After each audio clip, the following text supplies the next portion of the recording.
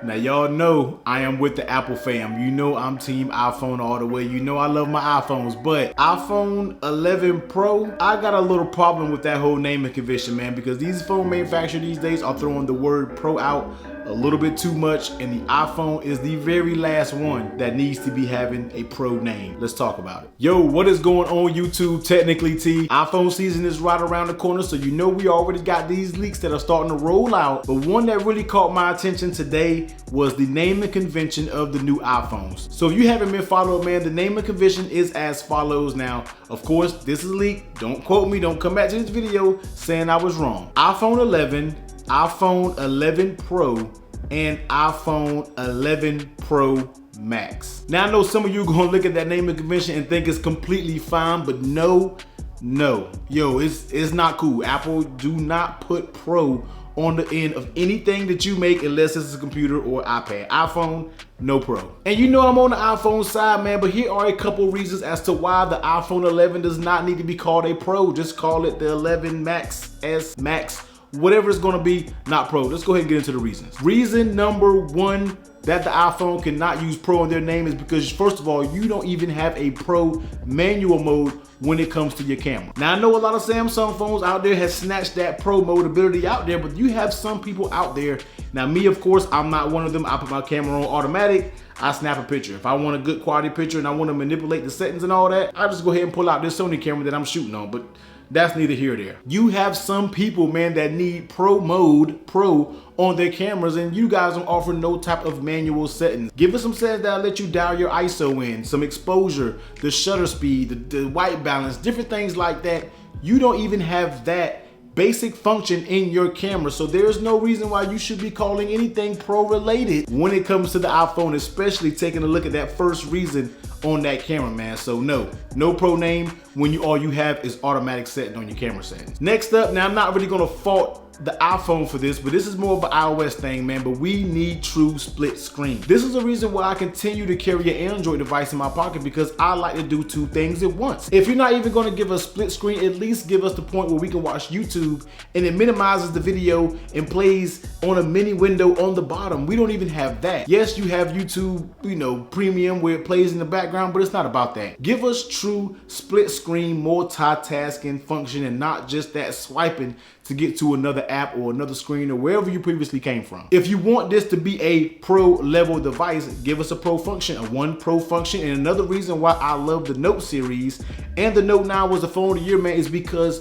split screen multitasking. I couldn't tell you how many times that I use the split screen to do whatever I need to do. If it's watch a YouTube video and at the same time compose an email, or watch a YouTube video up top, drop down below, jump on Twitter and have fun with you guys. I just used this feature when they had the keynote, when Samsung had the keynote the other day, had the Note out, had the YouTube going, and I had the Twitter going at the same time so we can all talk and look at what's going on at the same time. With the iPhone, no way you can do that. So iOS, iPhone, whoever's in charge of what, give us some split screen capabilities. Now this next thing is a little subjective, of course, but I'm gonna say battery life.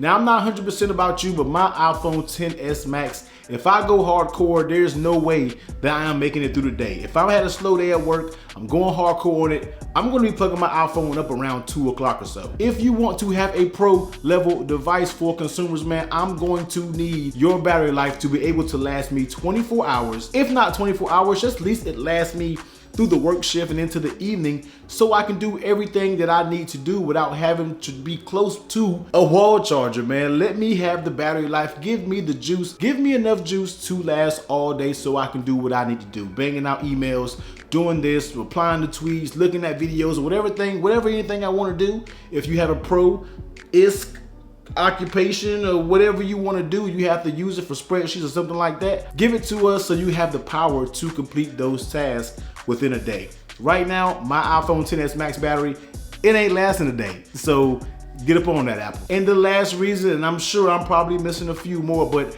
iOS, no matter what new file system they have with iOS 13 and iPad OS, give us a real open operating system to allow us to transfer files, open up, do as we do. Now, like I said, iPad, it has iPad Pro because it does Pro things. It has split screen, it has a file system, but On the other hand, when you look at the iPhone, doesn't have a nice file system, doesn't have split screen. So therefore, why are you calling this device a Pro? Go ahead and get rid of that lightning adapter. Go ahead and put Type-C in there, man. Give us a nice little OTG dongle so we can transfer files. You know, some of that pro level activity, some of those things that actual pros do. Let us have the ability to do that. I know that's a hard task because you already know Apple likes to keep their things tight, man, but give us some of that. Just give us a little bit of those features, man, and I think we'll be okay. And then it might be all right to slap the Pro name on or something. So yeah, that's just a few features and just something that I thought about off the head. This was a real quick video because this is something that really bothered me because I hate the way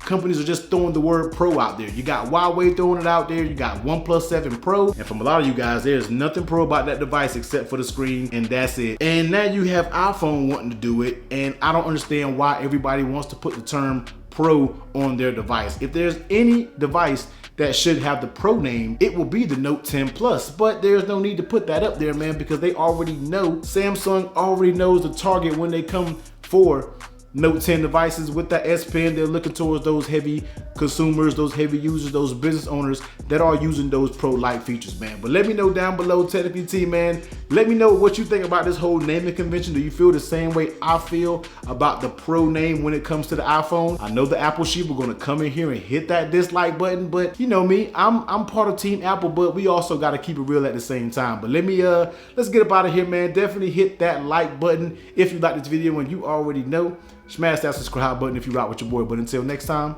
later.